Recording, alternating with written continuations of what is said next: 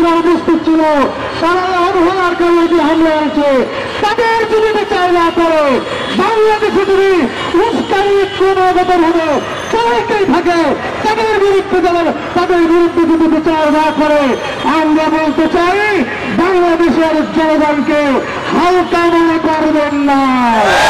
বাংলাদেশের জনগণ কিভাবে জবাব দিতে হয় এদেশের জনগণের তথ্য আছে, দেশের জনগণের সেই পথ এবং পদ্ধতি জানা আছে কথা বলেন ঠিক কিনা। আজকের এই জনমিছিলে উপস্থিত হওয়ার জন্য ঢাকা মহানগরের পক্ষ থেকে সকলকে আন্তরিক মোবারকবাদ জানাচ্ছি। এ পর্যায়ে সভাপতি কথা বলবেন এবং দলনায়ক করবেন আজকের প্রধান অতিথি দলের মহাসচিব অধ্যক্ষ হাফিজ মাওলানা ইউনুস আহমদ সাহেব।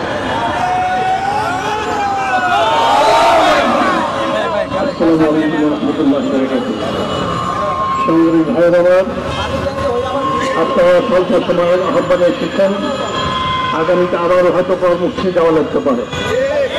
এই দেশের মানুষ এদের মধ্যে অনেক রঙের, অনেক ধরনের, অনেক মত এবং পথের মানুষ রয়েছে।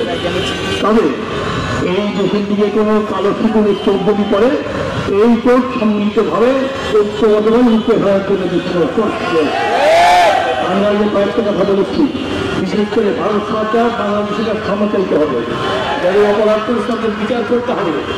আর যদি নিরাপত্তা না দিতে পারে, আমরা অর্থনীতিতে সাহায্য করেছি, তাদেরকে যেমন আমাদের কমিশনারদেরকে প্রত্যাহার করে নেওয়া। আজকে যেমন আপনারা দিচ্ছেন, আগামীতে হয়তো বৃহত্তর কর্মসূচি দেওয়া হবে, তখন আপনার কর্মসূচি উপস্থিত হবে ইনশাআল্লাহ। এই আহ্বান জানিয়ে আজকে শেষ করছি। আল্লাহুম্মা আমিন।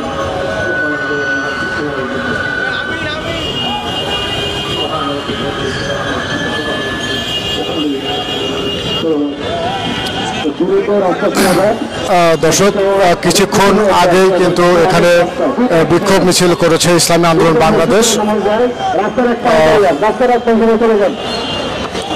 ভারতের আগরতলায় বাংলাদেশের সহকারী হাই কমিশনে হামলার প্রতিবাদে ইসলামী আন্দোলন বাংলাদেশ তারা এই বিক্ষোভ সমাবেশ করে এবং বিক্ষোভ সমাবেশ পরবর্তী তারা কিন্তু একটি মিছিল করে এবং তারা কিন্তু ভারতের এই হামলার তীব্র নিন্দা এবং প্রতিবাদ জানিয়েছেন।